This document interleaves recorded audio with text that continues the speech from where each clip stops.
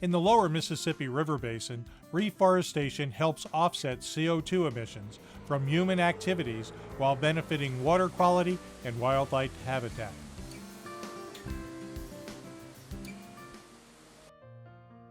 Coal-fired power plants generate a lot of CO2 emissions. Entergy is interested in trying to compensate for its CO2 emissions from its coal-fired power plants. They're looking at new technologies that can result in lower emissions in the long term, but in the short term, one of the options that they can take to have an immediate effect on their emissions is to plant trees to remove carbon from the atmosphere to compensate for the emissions produced from their coal. And so they decided that one cost-effective way of doing that was to change the carbon stocks on the land here in Independence County. This land used to be cropland, so it had a relatively low amount of carbon per hectare. And what they've done is they've planted mixed hardwood species in order to increase the carbon stocks, and that carbon, of course, is coming out of the atmosphere.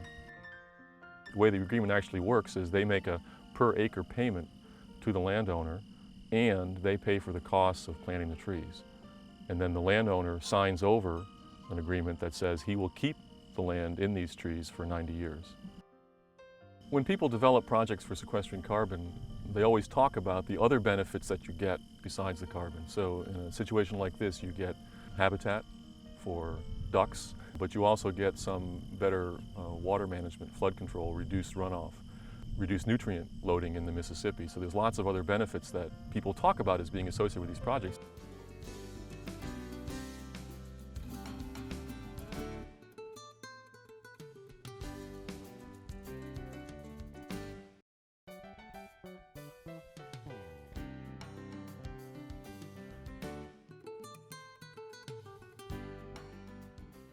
Ducks Unlimited is producing similar environmental and economic benefits by restoring forests in the bottomlands of the lower Mississippi River.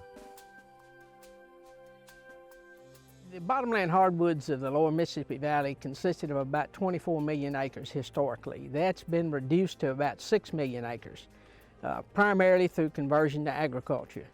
The financial situation in agriculture today, many of these acres are really marginal on whether or not you can make a profit and sustain agricultural economy on those lands. And so those are the ones that lend themselves to restoration at the present time.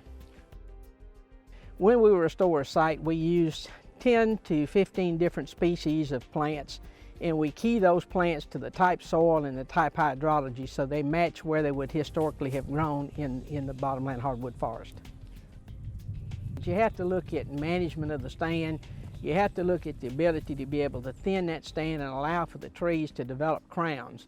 The more crown they have, the more leaves they expose to sunlight, the more carbon dioxide they remove from the atmosphere and store in the wood products that they produce. Reforestation not only provides additional wildlife habitat, it improves the quality of the air, water quality, it improves groundwater recharge. It also sequesters a tremendous amount of carbon from the atmosphere. And one thing that most people don't see is that it provides additional financial benefits to the landowner in terms of not only recreational leases or hunting club memberships, but the ultimate potential of a timber harvest that would store carbon in products such as flooring, furniture, or wood used to construct houses that would keep this carbon locked up for a long period of time.